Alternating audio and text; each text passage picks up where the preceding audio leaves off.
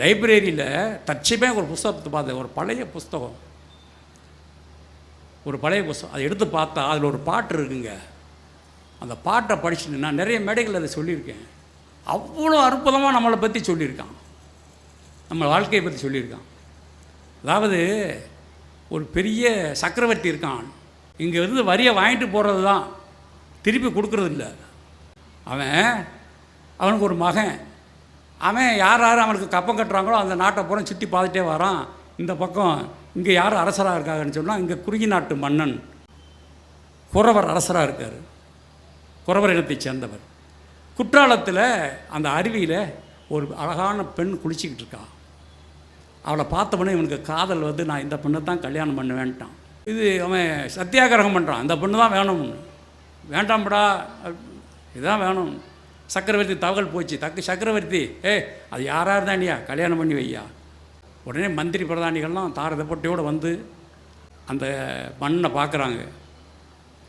அந்த குறிஞ்சி நாட்டு மன்னன், குறவர் இனத்தை சேர்ந்த மன்னனை, டேய் உனக்கு வந்து வாழ்வை பார்த்தியா, நம்ம ராஜா எப்படியாலும் தெரியுமாடா, உங்ககிட்ட வந்து சம்மதம் பண்ணுறாரு, எப்படியாலும் தெரியுமா, ஹரிச்சந்திரனை தெரியுமாடா, ஹரிச்சந்திர சக்கரவர்த்தி தெரியுமா உனக்கு, பதி இழந்தனம், பாலனை இழந்தனம், படைத்த நிதி இழந்தனம், இனி உலகன நினைக்கும் கதி இலக்கணும், கட்டுரை இலக்கிலேன்னு சொல்லி சத்தியவந்தனாக வாழ்ந்தானே, அந்த ஹரிச்சந்திரன் வம்சத்தில் வந்தவர்ரா. ராமர் தெரியுமா, ஒரு வில், ஒரு இல், ஒரு சொல், அந்த ராமர் வம்சத்தில் பிறந்தவர்ரா. நடந்த நாட்டு மன்னன் நலனை தெரியுமா, வந்தான், அவ்வளோ தேவாதி தேவர்கள்லாம் வந்தான் மனைவியை கல்யாணம் பண்ணுறதுக்கு, எல்லாம் அவனை மாதிரி வேஷம் போட்டு வந்தான். கரெக்டாக தமயந்தி அவனுக்கே மாலையை போட்டாலே, அப்போ அவன் எப்பேற்பட்ட ஆளாக இருப்பான், அந்த வம்சத்தில் பிறந்தவர். தர்மராஜனை தெரியுமா, தர்மர் குணம் என்னும் குன்றேறி நிற்பவன் சொல்லுவான் மகாபாரதத்தில், அந்த வம்சத்தில் பிறந்தவர்ரா. ஆனால் நீ ஒரு வேடுவன், ஒரு தமிழச்சாதி அப்படின்னு ரொம்ப குறைச்சி பேசிகிட்டே இருந்தான். இப்போ அவன் சொன்னான், இங்கே பாரியா, இதுதான் இது வரைக்கும் தான் உனக்கு மரியாதை, நீ உன்னை பற்றி எப்படி வேணாலும் பேசிக்கோ, இவ்வளோ பற்றி பேசிக்கோ, என்னை பற்றி பேசுறது உனக்கு யோக்கியதை கிடையாது. நான் உன்னை பற்றி திருப்பி சொன்னேன்னு வச்சுக்கோ, இப்போ நீ தூக்கு போட்டு தான் சாகணும். என்ன அப்படி சொல்லிட்ட, என்ன சொல்லுவேன் எங்களை பற்றி, நீ முதல்ல யாரை சொன்ன, ஹரிச்சந்திரன், ஹரிச்சந்திரன் தானே, காசி மாநகரத்தில் பொண்டாட்டி பள்ளியில் கரையம் பத்திரம் போட்டு எழுதி விற்றுட்டு போனவன் தானடா, அவன் தானே ஹரிச்சந்திரன்.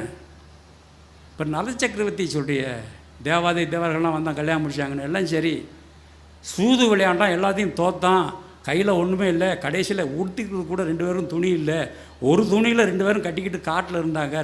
அதுக்காடு ஒரு வில், ஒரு இல், ஒரு சொல், ராமன். ஏய் பேசாதியா, எனக்கு வாயில் நல்லா வந்துடும். ராமன் தூக்கிட்டு போயிட்டான், திருப்பி மீட்டியாச்சு, வெளியே வர்றா, அவள் என்ன பேச்சு பேசினே அந்த ஆள் சொன்னதோடு விட்டானா, நெருப்பில் இறங்குனான், நெருப்பில் இறங்குனான். இந்த பொம்பளை பிள்ளை என்ன சொல்லியிருக்கணும், நீயும் இவ்வளோ நாளும் தனியாக தானே இருந்த என்னை விட்டுட்டு நீயும் கூட இறங்குன்னு சொல்லலாம்ல. இது ஒரு வாய் செத்ததியா, இது ஒன்றும் பேசாமல் விட்டுச்சு. அந்த ராமரை தானே சொல்கிற, பேசாத. தர்மரை பற்றி பேசுகிற தர்மர், முதல்ல சூதாடி தோத்துட்ட இல்லை, அந்த அந்த பூரம் திருப்பி உனக்கு கொடுத்தான்ல, அப்படியே திருப்பி போக வேண்டியதானே. பழையபடி எதுக்கு உட்காந்து விளையாண்ட, பழையபடி எதுக்கு உட்காந்து விளையாண்ட, பழையபடி உட்காந்து விளையாண்டு தோத்துட்டு தர்மத்தின் வாழ்வு தண்ணி சூது கவ்வும், கவ்வும் எப்படி கவ்வும், உன் ஜவுரியத்துக்கு விளையாடுவேன், தோப்ப, தர்மம் வந்து உன்னை காப்பாற்றுமோ. கொண்டாட்டிய அத்தனை பேர் சூழ்ந்து இருக்கக்கூடிய சபையிலே அவன் சேலையை பிடிச்சிட்டு தான் பார்த்துட்டு பேசாமல் இருந்தவன் தானே அவன் வந்துட்டார். அப்போ நான் யாருன்னு தெரியுமா உனக்கு, நான் யாருன்னு தெரியுமா, அது யார், குறிஞ்சி மன்னன், அதெல்லாம் கிடையாது. சிவபெருமானுக்கு சம்பந்தி, எங்கள் பிள்ளை வள்ளியை சிவபெருமானுக்கு கொடுத்து, சிவபெருமான் மகனுக்கு முருகனுக்கு கொடுத்துருக்கு. ஆமாம், ஏன் கொடுத்தோம்னு கேளு, ஏன் கொடுத்தீங்க, எங்களுடைய மூதாதையரான கண்ணப்பண்ணாருடைய எச்சிலை சிவபெருமான் சாப்பிட்டான் என்பதற்காக. கண்ணப்பண்ணாருடைய சரித்திரம் தெரியுமில்ல உங்களுக்கு, கண்ணப்பண்ணாயர் பழத்தை பிடுங்குவார், மரத்தில் கடிப்பார், இனிப்பாக இருந்தால் சிவபெருமான் கொடுப்பார், அது இனிப்பாக இருக்கு சாப்பிடியா, புளிப்பாக இருக்குது வேண்டாமியா, அப்படி எது எது இனிப்பாக இருக்கோ இவர் கடிச்சு கடிச்சு பார்த்து பார்த்து கொடுப்பாரு, அவர் சாப்பிடுவார். கணப்பு நாடு சட்டத்தில் அவர் வேடவர் தானே. அவன் எங்கே எச்சிலே ஒரு காலத்தில் சாப்பிட்டாங்கிறதுக்காக என்னண்டா நம்மளே எச்சியை சாப்பிட்டு வந்தானப்பா கொடுப்போம்ப்பா அப்படின்னு வள்ளியை கொடுத்தோம். எந்த வள்ளியை? உங்கள் பிள்ளை வள்ளியை தானே? அதான் இல்லை. நாங்கள் வள்ளிக்கிழங்கு தோண்டும் போது அந்த கிழங்கிலே ஒரு பெண் குழந்தை அனாதையாக கிடந்தது. வள்ளிக்கிழங்கு தோண்டும் போது கிடைத்த பெண் குழந்தையாகையால் அதுக்கு வள்ளின்னு பேர் வச்சு வளர்த்துட்டு வந்தோம். அந்த பிள்ளையத்தான் முருகனுக்கு கொடுத்தவங்க ஒழிய எங்கள் சொந்த பிள்ளையை கொடுக்கல. எங்கே வந்த பெண்ணு கேட்குற நீ? பெற்றது யார்? கலைபாதியோடு வனத்திலே அலைய விட்டதார், வெஞ்சிரை புக விட்டதார், துயில் உரிய விட்டு விழித்தது யார்? உற்றதாரமும் வேண்டும் என்று நீ மன்னர் பெண்களுள் ஒக்குமோ?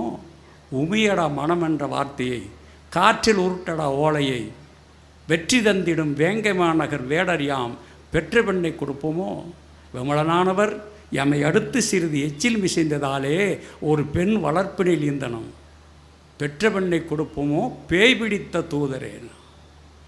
விழுந்து ஓடியே போயிட்டான். திருப்பி வாழ்ந்தவர்கள் தமிழர்கள்.